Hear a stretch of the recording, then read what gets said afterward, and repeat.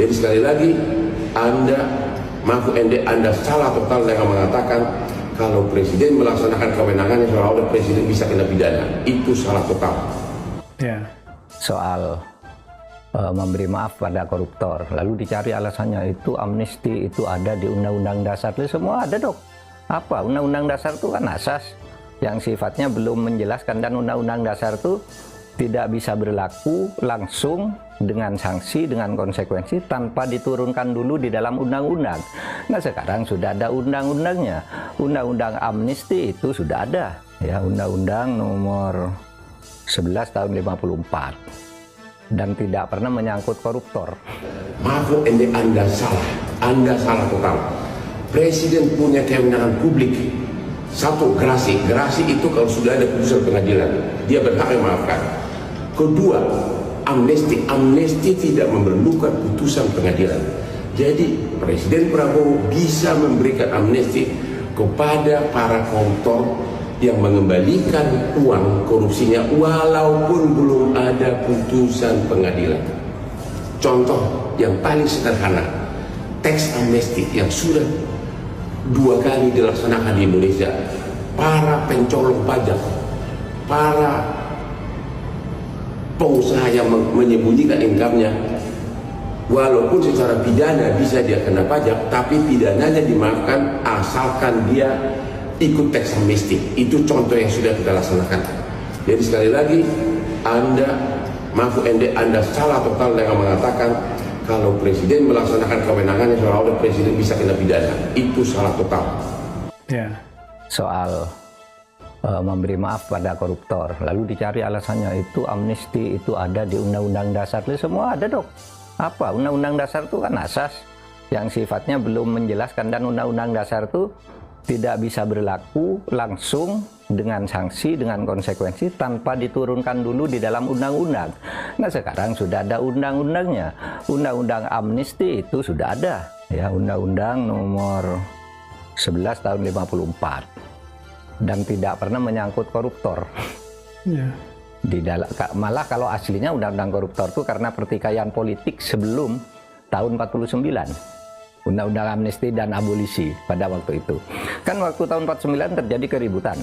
Ada yang mendukung negara Republik Indonesia Serikat, ada yang mendukung negara kesatuan. Lalu kembali ke negara serikat, terjadi keributan-keributan, ada yang ngelawan, lalu diberi amnesti.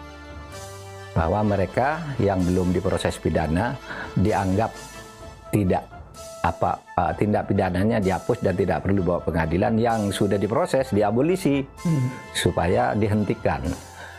Nah sesudah itu memang banyak amnesti termasuk ke Baik, ya, siapa itu yang orang Baik Nuril, kemudian Pak Saiful Mahdi, ya, Saiful Mahdi di Aceh, itu ya, karena diperlakukan sewenang-wenang oleh atasannya. Nah kita diskusikan dan itu terbuka, kita bicarakan dengan DPR, nggak pernah penyelesaian diam-diam. Kalau Pak Prabowo kan menyatakan korupsi itu, ini kalimatnya ya, dan saya kira jelas, selesaikan mari secara diam-diam, asal mau kembalikan. Loh, terus nanti kalau setiap orang menyelesaikan diam-diam terus gimana? Kepada siapa menyelesaikannya? Berapa jumlahnya yang bisa dipertanggungjawabkan? Dan apakah dia bebas? Sama dengan itu semua. Kalau alasannya misalnya, wah itu kan penjara terlalu penuh, kan ada ya menteri yang jelaskan itu, nggak usah semua kejahatan itu dipenjarakan, penjara terlalu penuh demi kemanusiaan. Kenapa koruptor? Koruptor itu harusnya nomor 1 dipenjarakan, karena itu merugikan hak sosial masyarakat, hak ekonomi gitu, dan hukum, terutama ketidakadilan. Kenapa bukan justru kriminal lain gitu ya? Nah justru itu ini yang saya katakan, kenapa tidak kriminal lain aja yang diampuni, orang yang diperlakukan sewenang-wenang. Justru kalau waktu saya itu berpikir yang koruptor itu justru diberi penjara khusus yang lebih keras gitu. Kok sekarang mau dimaafkan? Mungkin maksudnya Pak karena supaya ada pengembalian aset kekayaan negara, kan orientasinya kan katanya justru untuk keuangan negara, kekayaan negara, Pak Mahfud, bukan penghukuman. Nah itu yang salah lagi, karena orang dibawa ke pengadilan tuh kekayaan negaranya tidak hilang, justru melalui pengadilan. Ya hari ini kita membaca Harvey Mois, meskipun rakyat tidak puas, itu kan jatuh hukuman penjara ya. Lalu kemudian dia membayar denda dan uang sebanyak 260 miliar dirampas. Aset kan? Ya, 250 miliar plus penjara 6,5 tahun. Iya. Tuh. Iya kan? Artinya Di dua penjara sisinya, 61. hukumannya ada, asetnya juga Asetnya ada. diberikan. Dan terbuka pengadilan yang menentukan jumlahnya. Kalau diam-diam saya bicara dengan Pak Prabowo, Pak, saya korupsi Pak, saya mengembalikan. Berapa korupsimu? 5 miliar Pak. Gimana Pak Prabowo ngeceknya? Kalau itu 5 miliar. Kalau saya korupsinya 20 miliar. Terus ini diumumkan apa tidak? Kalau itu tadi kan pengadilan. Iya kan?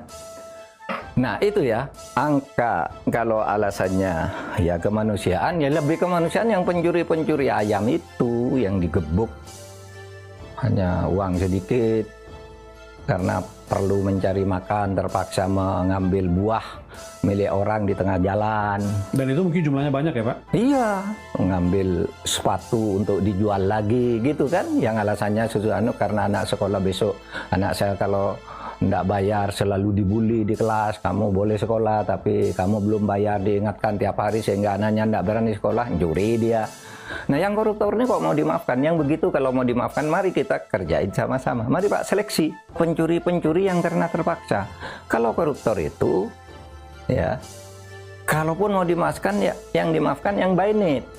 Yang kecil-kecil karena butuh, itu kan ada korupsi kecil-kecil tuh. Bukan yang by greed. Iya, kalau by greed besar-besaran mau mengembalikan asetnya, kembalikan aset itu lewat pengadilan dan itu lebih sah daripada diam-diam gitu. Tapi ini orang lalu mencari pembenar, alasan agar itu benar. Mari dong bernegara ini yang benar aja gitu.